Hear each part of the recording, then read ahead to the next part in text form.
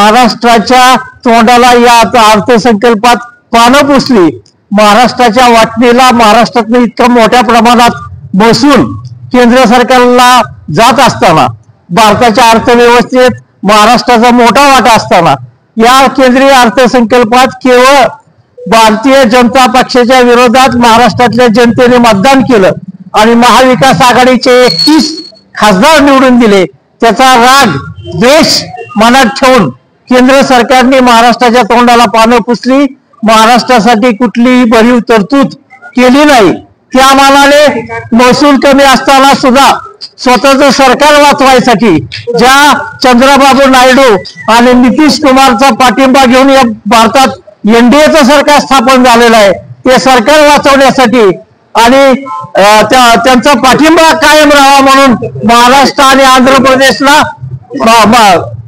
प्रदेश आणि बिहारला भरीव तरतूद केली। त्याचा जाहीर निषेध महाराष्ट्रातील जनतेच्या वतीनं रोष व्यक्त करण्यासाठी आदरणीय पवार साहेबांच्या नेतृत्वाखाली, मार्गदर्शनाखाली खासदार आपल्या नेत्या संसदरत्न खासदार सुप्रियाताई सुळे यांच्या मार्गदर्शनाखाली आणि महाराष्ट्र प्रदेश राष्ट्रवादी काँग्रेस शरदचंद्र पार्टीचे अध्यक्ष आदरणीय जयंत पाटील साहेब यांच्या सूचनेनुसार, आदरणीय जगन्नाथ बापू शेवाळे पुणे जिल्हा राष्ट्रवादी काँग्रेसचे अध्यक्ष यांच्या सूचनेनुसार या ठिकाणी इंदापूर तालुका राष्ट्रवादी काँग्रेस पार्टीच्या वतीनं केंद्र सरकारच्या अर्थसंकल्पाचा जाहीर निषेध करण्यासाठी आणि महाराष्ट्रातल्या जनतेचा रोष दिल्लीपर्यंत आण्यासाठी हे आंदोलन प्रचंड मोठ्या संख्येने या ठिकाणी केलेलं आहे। आम्ही सर्वजण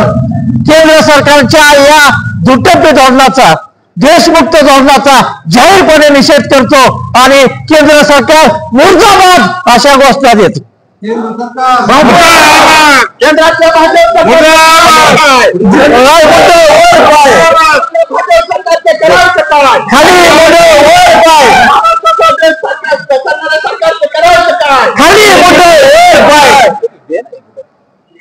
निर्मला सीताराम तुम राजीनामा द्या, निर्मला सीताराम राजीनामा द्या। कारण एवढीच आहेत की आपल्या भारत देशामध्ये 2 नंबरचं राज्य हे महाराष्ट्र आहे आणि तसं पाहिलं तर लोकसभेच्या निवडणुकीमध्ये या महाराष्ट्रातील जनतेनं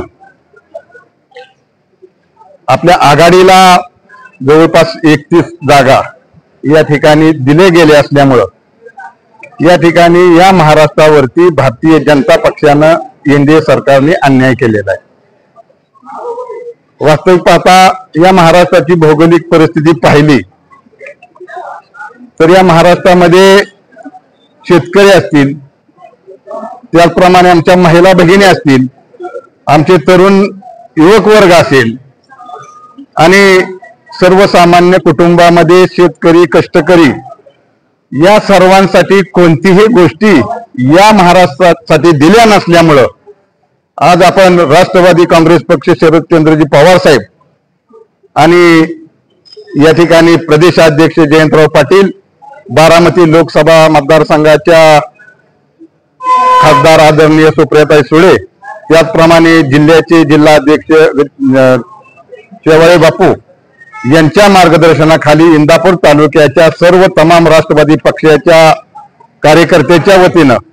या ठिकाणी भारतीय जनता पक्षाचा जाहीर आम्ही निषेध या ठिकाणी करतोय आणि आपण यापुढे तहसीलदार साहेबांना निवेदन देऊया आणि अजून सुद्धा या महाराष्ट्रामधील